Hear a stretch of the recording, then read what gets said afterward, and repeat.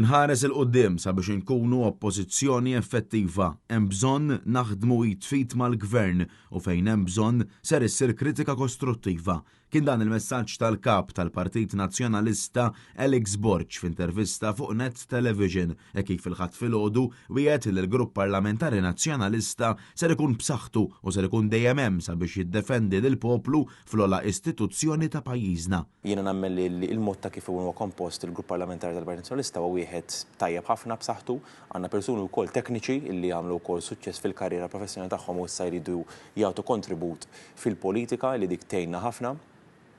U ovvjament isset naraw ukoll illi id-deputati tagħna jkunu qrib in-nies mhux biss lejlet l-elezzjoni imma anke matul il-leġislatura kollha. Ġifieri issa kif ġie ffurmat il-grupp parlamentari ser ukoll qed naraw illi minn das-sajf stess id-deputati tagħna jkunu qrib in-nies il-ħin kollu. Alex Borch tkellem kif u l-Grupp Parlamentari Nazzjonalista kollu fejn jidħol l-interess nazzjonali ser ikunu dejjem mal-poplu u qatt mhu ser iġibu l-interessi partiġjani qabel dawk nazzjonali. Ser nkomplu b'din il-mixja biex inkomplu nsaħħu il-preżenza tal-Partit Nazzjonalista, nkomplu nsaħħu il-pożizzjoni tal-Partit Nazzjonalista u nemmen illi bir-riformi li ġejjin u bil-restructuring li qed naraw li nagħmlu f'dawn il-ġimgħat u l-xhur li ġejjin, il-Partit Nazzjonalista jkun f'pożizzjoni ħafna aħjar milli kien f'din l-elezzjoni ġenerali. Ovvjament, dik hija l-għażla tal-Kunsilliera fih dan il-Kunsill Ġenerali, jiena tfajt ismi għaliex fl-aħħar mill-aħħar l-istatut jitlob hekk u jeżiġi hekk sabiex nerġa' mmur għall-konferma ta' kap, jiena nerħi f'idejn il-Kunsilliera fih dan il-Kunsill Ġenerali.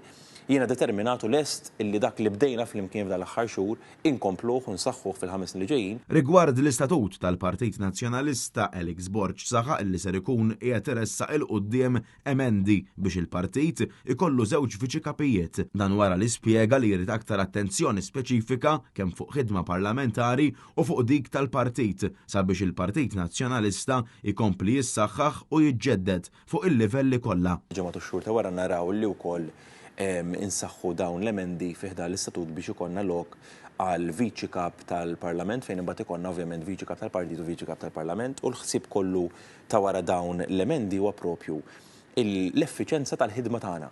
Għaliex fl-aħħar mill-aħħar jridu naraw li jkun hemm viċi kap illi huwa ffukat totalment fuq il-ħidma parlamentari u tkun iktar effiċenti u jkun dedikat għal hemmhekk.